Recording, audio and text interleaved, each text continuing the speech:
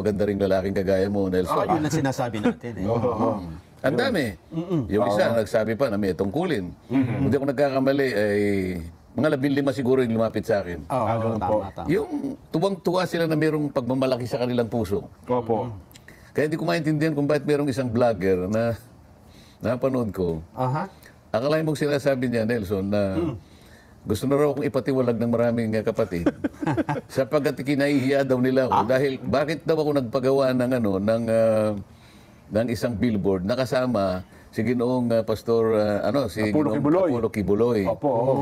Bakit kaya hindi siya nag-research din na para sana nagtanong-tanong siya kung sino nagpagawa? Opo. O sino nakipag-usap? Para sana basta na lang siya magbablog at pagkatapos tatangkain niyang iligaw yung kaisipan ng marami. Alam mo, sa mga kapatid natin, wala akong duda. Hindi naman hindi siya paniniwalaan. Malinaw po sa kaisipan natin yun. Kaya lang, siyempre yung hindi kapatid, na lalo na yung madaling mailigaw, baka ganun nga yung isipin nila. Kaya gusto ko sanang magpasinag tayo ng ilang mga nagpagawa, nakasama ko rin kumakandidato dyan, na talagang gusto nila kung makasali doon sa kanilang mga billboard. Totoo yan ko nga, kasi bilang kayo po sa national, wala tayong, ibig sabihin, hindi nyo na pipigil. Halimbawa ako, isama ko kayo sa laro, magpagawa ako ng billboard. Hindi na, tigil mo yan. Masama naman ata yun ko, nagmamagandang loob na nga po ako sa inyo, di ba? At ito masasabi ko, yung pagkakagawa ng billboard ni Ginoong Kibuloy, hindi man lang ako kinausap ako rin nabigla Ito tapatan tayo, kailangan marinig ng lahat. Sana man lang kung may nag-text sa akin na gagawa po kami ng ganito, ano po bang masasabi nyo? Baka sakaling siguro baka ihanap ko pa ng ng pagpapahintulot halimbawa. Pero dahil sa nakita ko, nabigla na lang ako pagkalaki-laking billboard. Pwede bang ipasinag natin yung mga iba direct para makita na halimbawa yan. Ito si Congressman Wilbert Lee na kumakandidato ng pagkasenador din. Senador din po yan. Siya ang pinakamaraming billboard na naisabit sa buong Pilipinas. Sa iba't malalaki yan ko, ha? Malalaki at saka strategic at saka marami. Pero dati ko, mag-isa lang siya. Mag-isa lang siya. Ngayon nila sinama niya ako. Sasabihin ko ba sa kanya, huwag mo ko isama. Wilbert, huwag mo naman ako isama dyan. Paano ko naman sasabihin sa kanya kung halimbawa gusto niya ako isama roon? Kung pasasalamatan ko kung Wilbert. Siguro, pag nakita kami, pasasalamatan ko na sapagkat para sa akin, pandagdag na visibility ito. Awareness. Napakarami ng nito, ng maniwala ka kahit saan ako pumunta. Nakikita ko yung mga billboard na malalaki, strategic ang mga lugar. Hindi lang bas poster yan kay Kong Wilbert, talagang billboard. Billboard yan. Ginasusan talaga niya yan. Siguro itatanong ko sa kanya kung meron siya sa doon sa Scarborough Shoal. Palagay ko, sa dami. Alam mo, nung makausap ko, kaya ko lang nalaman na gagawin nila ito. Tinagpo ako ng kanyang political officer. Ito, nabigla ako nung pumunta ako ng Albay. Doon pala yun Yes po. Sabi niya, kung yung second wave ng aming aming mga tarpaulin na nasa mga billboard, papalitan na namin, napagpasyahan namin, na isasama ka namin. Pagkatapos ang magiging titulo niya, The Defenders ka niya. Ayan, makikita mo. Direct, magpasinag pa tayo ng iba naman. Baka naman sabihin nila, isa lang. Yung iba pang kandidato ayan naman si Willie Revillame. Kandidato rin. Kandidato for Senator. Pakinggan nyo. Ano naman sabi? Marami ka matututunan sa kanya. May paninindigan. I see you later, Congressman. Congressman, I see you. Yan ang mga mamabait na mga kasama ko.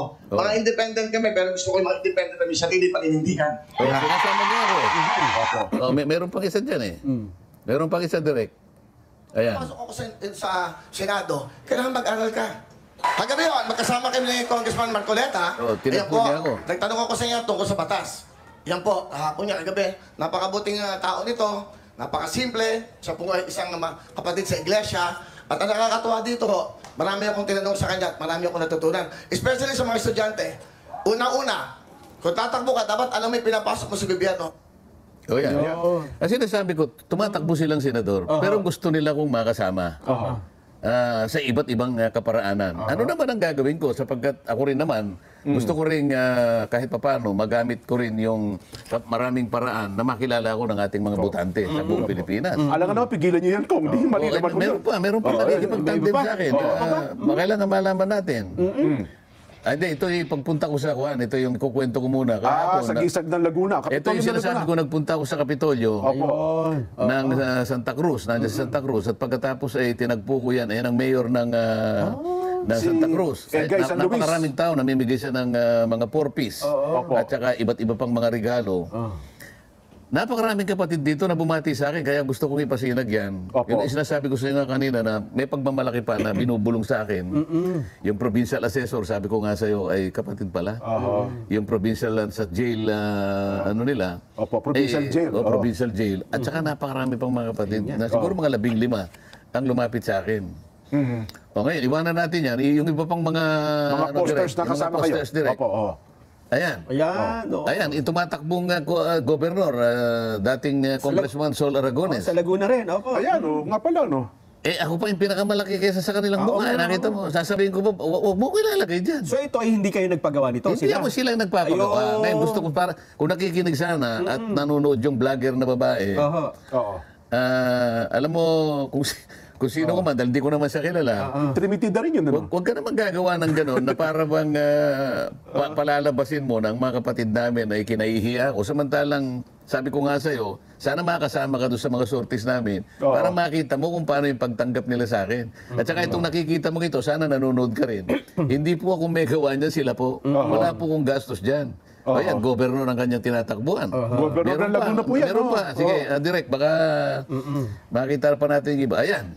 Tumatakbong senador, si Vic Rodriguez. Opo. Kasalanan ko ba kung isabit ako doon sa truck na ginagamit nila, Jen? Oo nga. Gusto ko lang patunayan, doon sa vlogger na yon. Miss, kung ano man ang pangalan mo, masyado ka namang, mali ka naman. Dito nga, ayan, pati pamimigay na lang ng kung ano, nakasabit pa yung... Barangay Tugtog. Saan po yung Barangay Tugtog? hindi ko naman teritoryo yun eh. Hindi ko naman headquarters yan. Makikita mo na nakalagay yung mga pangalan mo. Pero ito po, parang ano nila sa akin. Siguro yung kagustuhan nila.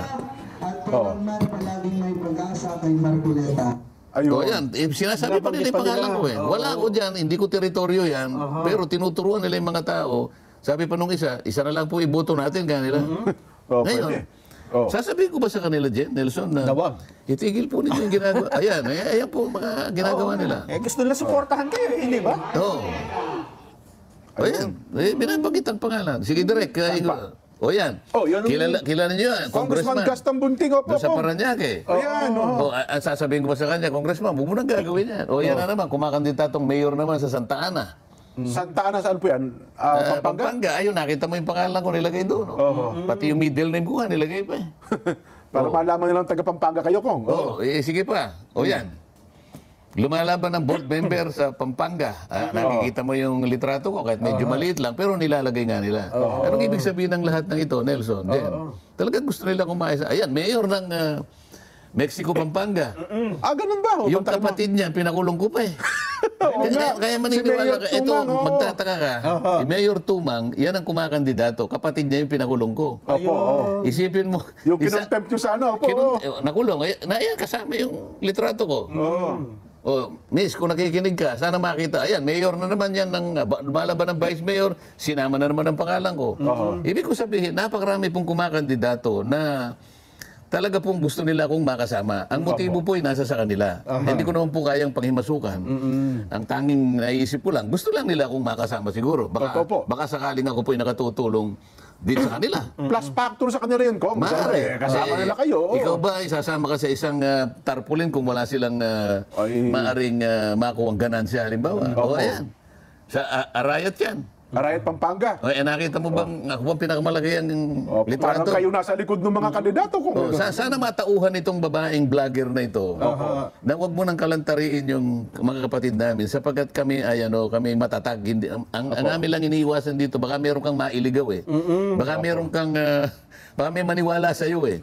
Masakit ang loob ko kahit isa lang o dalawang mapaniwala niya diyan eh. Tama naman. Kasi dapat nating ituwid ang mali. Totoo po, Kong. At saka may mga tao kasi... Yan, saan ba yan?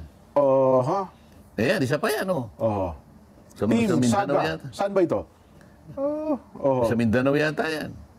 Ibig sabihin, napakarami nila dyan na iba-ibang posisyon na kanilang tinatakbuhan na talagang gusto nila akong isama. Baka meron pa.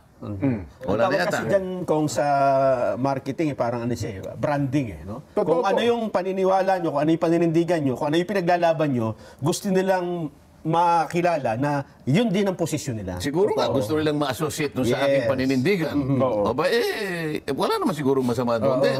Kung yung paninindigan ko, inaakala nilang tama naman.